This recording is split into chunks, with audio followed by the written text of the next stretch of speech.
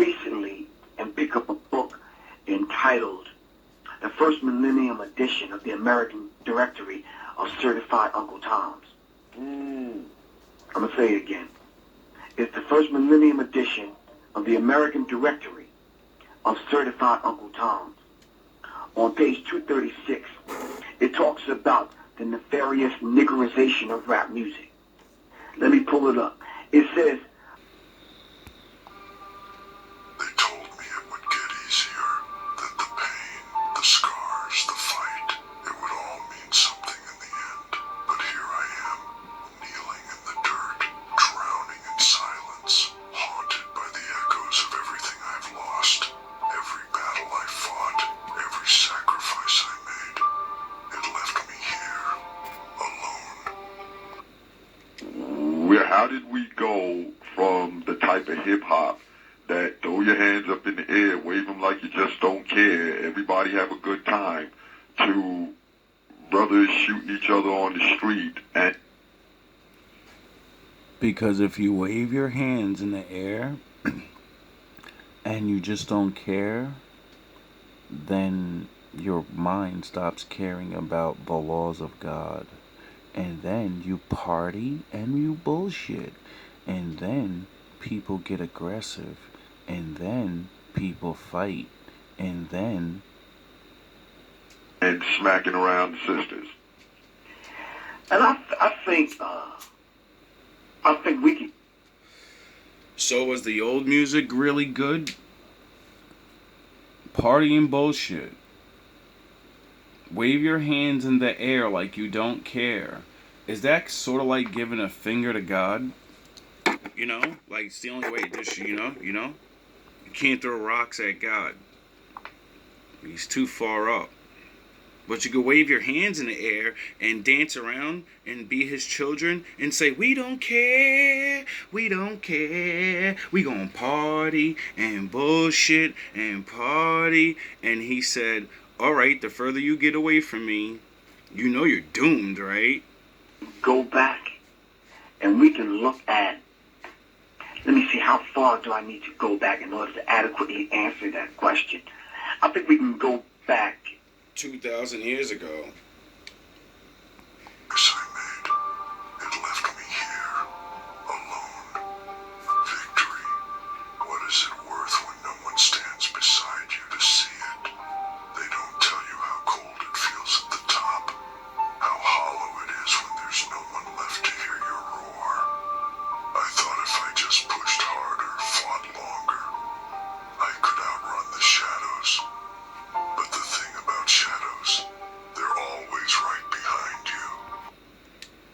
recently and pick up a book entitled The First Millennium Edition of the American Directory of Certified Uncle Toms. I'm going to say it again.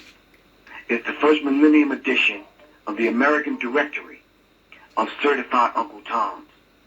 On page 236, it talks about the nefarious niggerization of rap music. Fair use, entertainment purposes only. All copyrights go to JJ. And this is Professor Griff speaking on the industry, supposedly. Let me pull it up. It says, the Uncle Toms that haunt the middle echelons of the music business had the first opportunity to nurture and develop the new original sound emerging from their own youth. Talking about black people now. All right? These Uncle Toms were there, and they heard hip-hop. And they could have nurtured it and morphed it into something. But instead, they rejected it. The whole movement, they rejected it. As strongly as the youth embraced it, they rejected it. They ignored urban appeal and true to own middle class acculturation, sought their talent from artists whose styles were of the Lionel Richie, Michael Jackson crossover type. White people rejected? No. Young whites latched on to it. You understand what I'm saying? And then young whites seen Public Enemy coming. That gave birth to Brand Nubian, Poor Righteous Teachers, LONS, Busta Rhymes and other people, Queen Latifah and other groups. You understand what I'm saying? And then they decided through Quincy Jones's Vibe magazine and other people that they had propped up.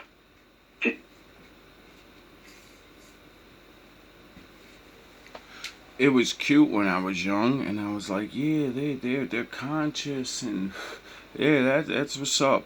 But now that I'm older than they were, when I became the age of these people and grew up, learned a whole lot of we're not Africans, and then looked back and said, how come not one of these niggas ever said this? How come none of these niggas say we're from here? But they're so fucking educated, and they're so let's do unity, unity, wah. And isn't that what Martin used to say? Oh yeah, I have a dream. And where'd that get us? Oh yeah, Martin a couple of days after that said that dream is bullshit, and we don't need to be unifying with anybody but ourselves because we don't know who's who. And we're kind of fucked. So, instead of trying to be in the big leagues, we need to create a fucking family. We need food programs for these kids. They're fucking hungry. They're starving. They need mentors because there are definitely no man in the motherfucking households at an alarming rate. And the women are too bold to say, I need my son to actually be around a man so he can see what masculinity looks like. So even though I fucked up and whatever, I need a man around here. I don't give a fuck about having sex with him. Are you a masculine man? Good. Be my friend, please. Be around my daughter and shit. We're not gonna have sex. I'm not gonna use you, but I need some direction over here for my kids because all they do is listen to music and watch TV. But the thing about shadows, they're always right behind you. Have you ever stared into the abyss so long that it starts whispering back? We have conversations. Fuck whispering. To niggerize hip-hop and rap music. You understand what I'm saying? They made it very profitable to call yourself a nigger. So when they started paying people like NWA, because NWA is victims of this also, but they started paying people like NWA to propagate and to promote the nefarious niggerization. You understand what I'm saying? It made it cool for every group to come after NWA to model and pattern themselves after NWA. So it's fashionable and cool to call yourself a nigger now.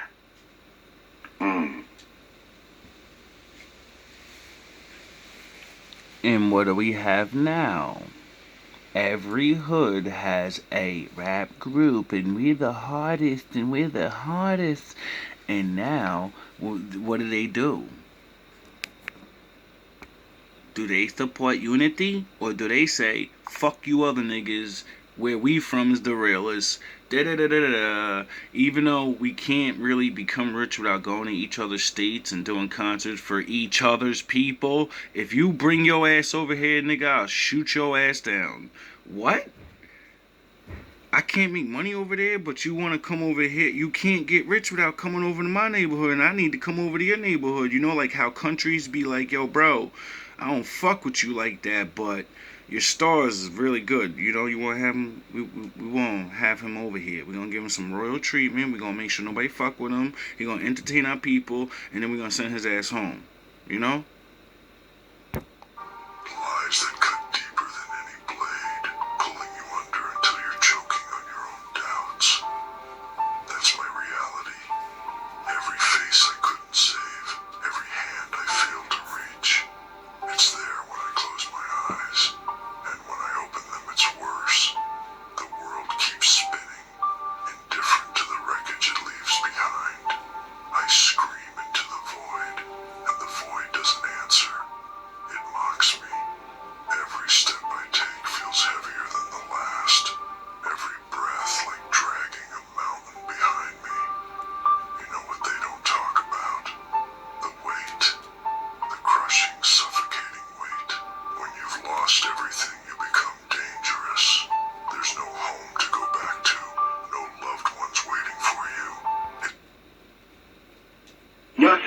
this is not Griff.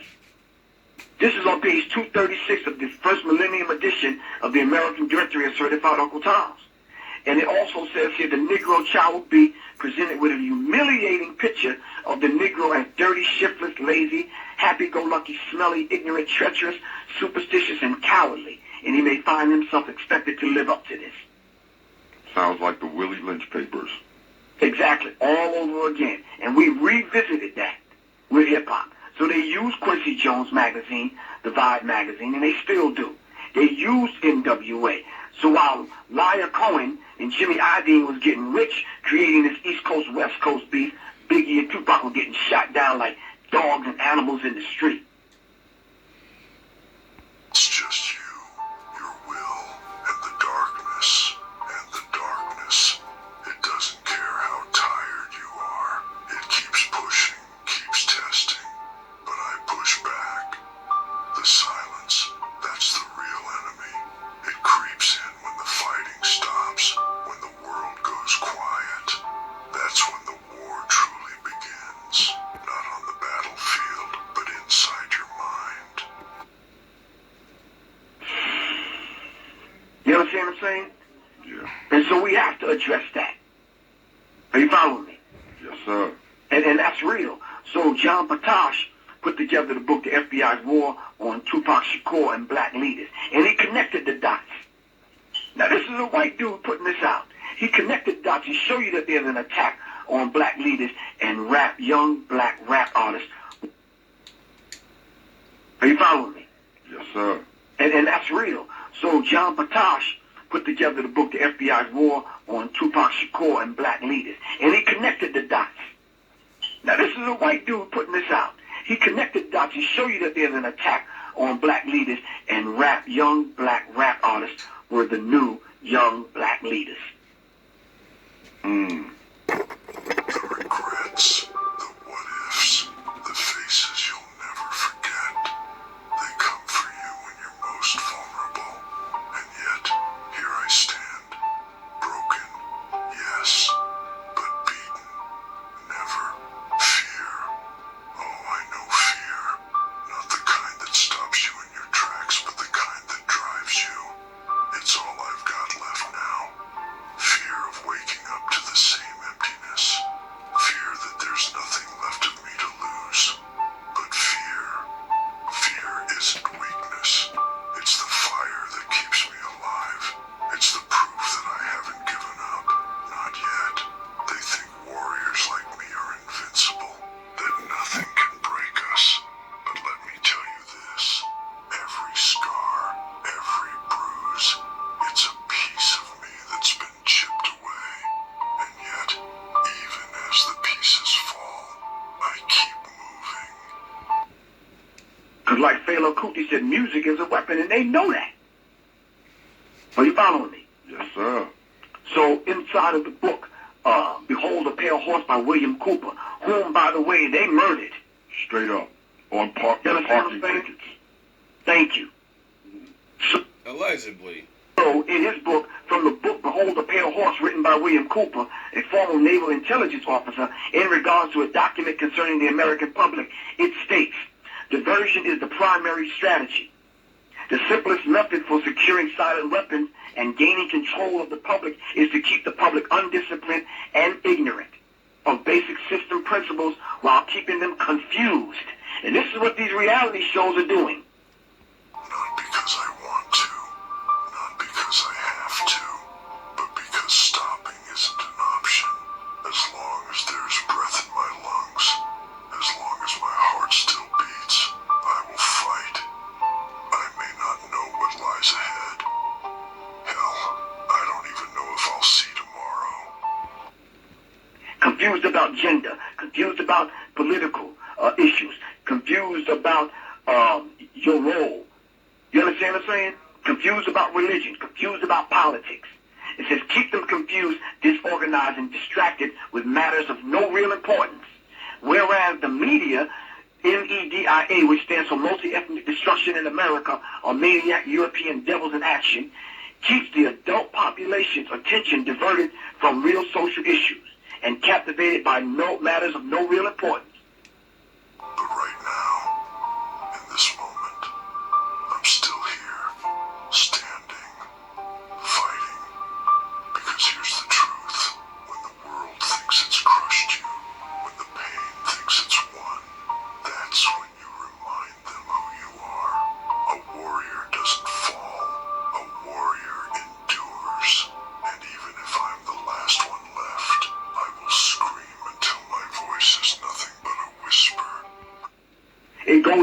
say.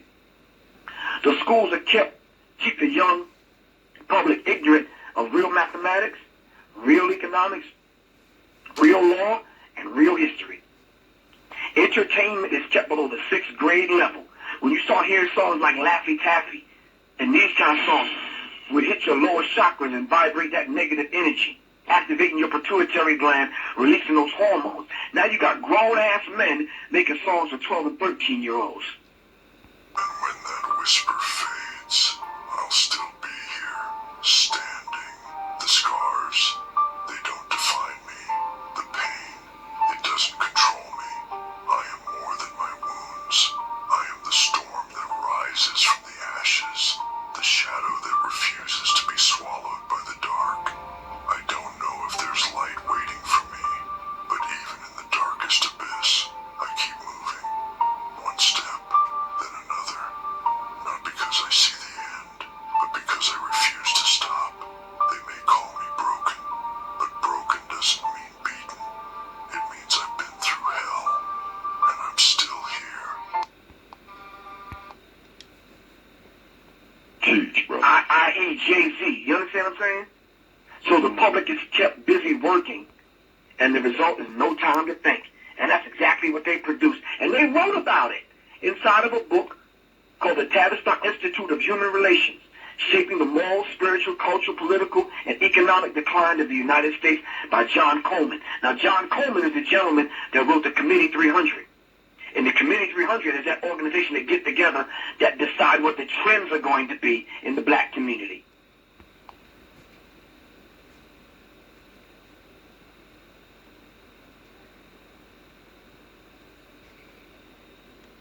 So when you start seeing people wearing mohawks and tight pants and wearing 2 earrings and acting like women, that was manufactured and put among us.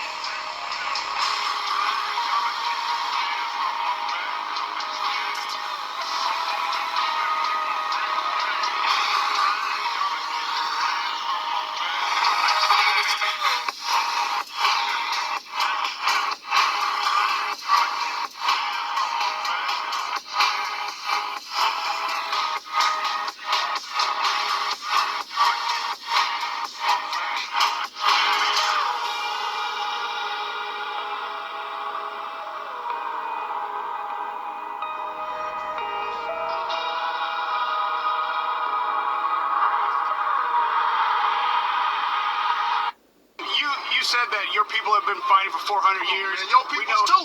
So I just want you to explain what you mean by that. You know what I'm talking about. Y'all all know what I'm talking about, man. Don't sit up here and try to bait and not know what I'm talking about. Y'all know what the I talk about when I say these things. These 12 tones among us, alright, and created this thing, punk rock and this other uncontrollable music. Look up Operation Paperclip and it'll tell you all about it. Our people too. Explain it. Not everybody knows what you're talking about. Radio Raheem, I don't have to explain We what's don't even care understood, man. about the art form. We just want a paycheck. Today, the music is bringing us down to an animalistic level, to the point where we don't even care about the art form. We just want a paycheck. You know what I mean by that. You know what I say about that. I ain't gotta go further. And if anybody don't understand that, then God be with them. Go look up the history. Why does that appeal to grown men and grown women? And it shouldn't. I mean, So we have to understand that, man. That's right. I mean, basically, once back in the 80s, I mean, once when I saw, you know, and I mean, I don't say this to flatter you, you know, I mean, I remember things when they started way back. Basically, when I saw with the industry, how they began to obstruct Public Enemy, and y'all went down for a minute, that's when I basically lost interest, brother. I mean, I'm old school anyway. You know, I'm a Earth, Wind, and Fire man. I'm a Cool in the Gang man. Okay, so now, when I heard Public Enemy back in the day, I said, okay, this is what I'm talking about. Mm-hmm. And then we know what happened. Okay, and so after that went down, I basically lost interest. Yeah, because they use NWA to neutralize Public Enemy. You understand what I'm saying? unbeknownst to NWA. They didn't know they was victims of this. Black Dot said the same thing. So we have to understand that. With them, go look up the history.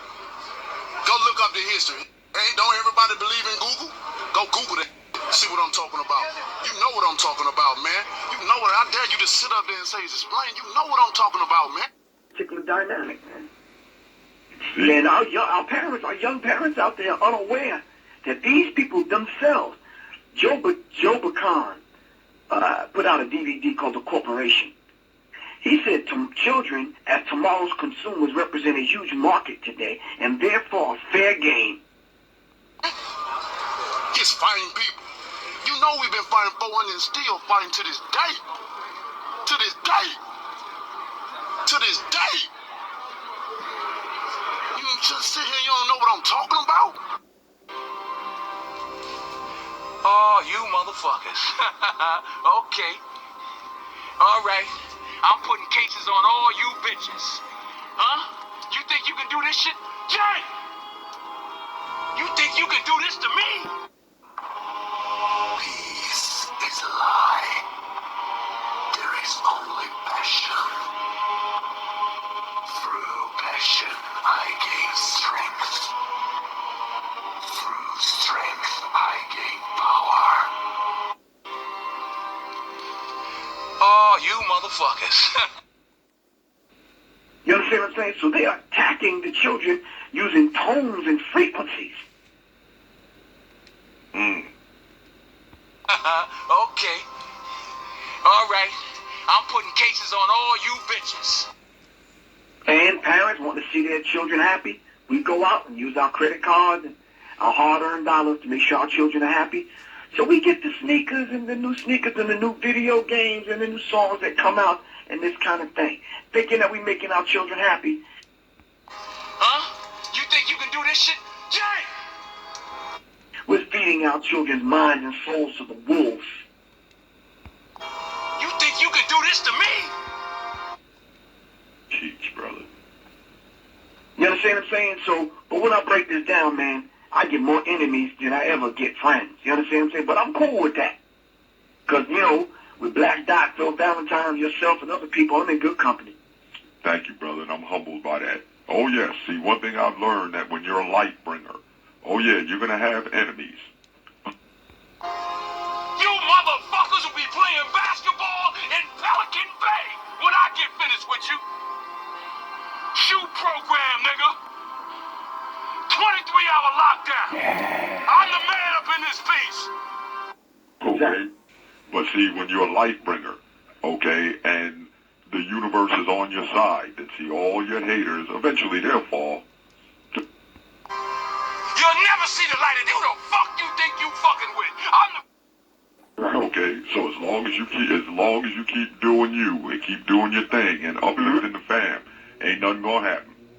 Right, exactly. And then when those brothers attempted to get together to create their own distribution company, their own black distribution company, oh, that's when the hip-hop cops, that's when the dossier file was created, 500 pages thick.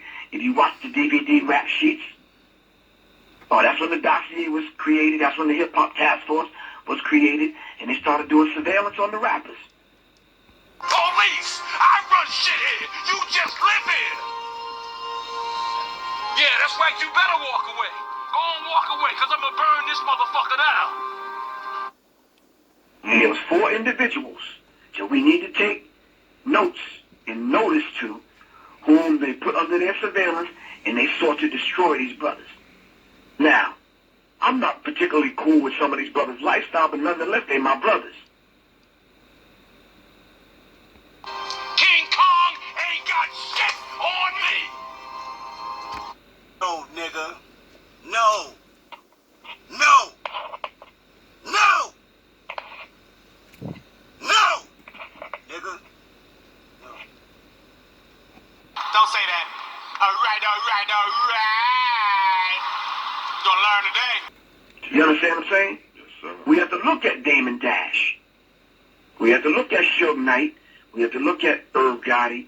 And we have to look at Jay Prince. These 4 gentlemen that got together was going to put up $30 million apiece to get and create their own distribution company to distribute black music. These people got together and said, we'll never let it happen. It'll happen over our dead bodies. All in 1 week, I'm telling you the short version of the story. All in 1 week, they raided the offices of these four brothers. Look like today. Hey, son, let me hear you spell long dick. No, Dad, I can't. It's against the rules. L-O, dick. No, Dad. All right. I'm going to say him again. Damon Dash, Suge Knight, Irv Gotti, and Jay Prince out of Texas. FBI raided their offices and confiscated their records and started piecing together cases against these brothers. And you know Damon Dash's situation. He's back with Jay-Z after they took Rockefeller from him, made Jay-Z the president, bought it for $27 million, I think, turned around and sold it for like $270 million. And they moved him right on out of the picture. And now, I heard through the African grapevine that he's back with Jay-Z broke. You understand what I'm saying? Okay. There is no dark side, nor a light side. There is only the Force. I will do. There is no dark side, nor a light side. There is only the Force. I will do what I must to keep the balance. The balance is what keeps me together. There is no good without evil, but evil must not be allowed to flourish. There is passion, yet emotion. Serenity, yet peace. Chaos, yet order. I am the wielder of the flame, the protector of balance. I am the holder of the torch, lighting the way. I am the keeper of the flame, soldier of balance. I am the guardian of balance. I am... But I know the truth. There's no going back. You've changed things. Forever. And why do you want to kill me? I don't want to kill you. What would I do without you? Go back to ripping off mob dealers? No. You complete me. You're garbage who kills for money. Don't talk like one of them. You're not. Even if you'd like to be. To them, you're just a freak. Like me. They need you right now. When they don't, they'll cast you out. Like a leper. See, their morals, their code. It's a bad joke. You've dropped at the first sign of trouble. Hi, shalom from Israel. This is Ola, the daughter of Jethro. And I just heard that you black people that was stolen from Africa to America, that you don't know who you are. But you are the children of Yahweh, the children of Israel. And I'm telling you, you have to come back to your homeland, here to Zion, to Jerusalem, because us the Gentiles, we do need you. We need you to come and pray because you are our saviors.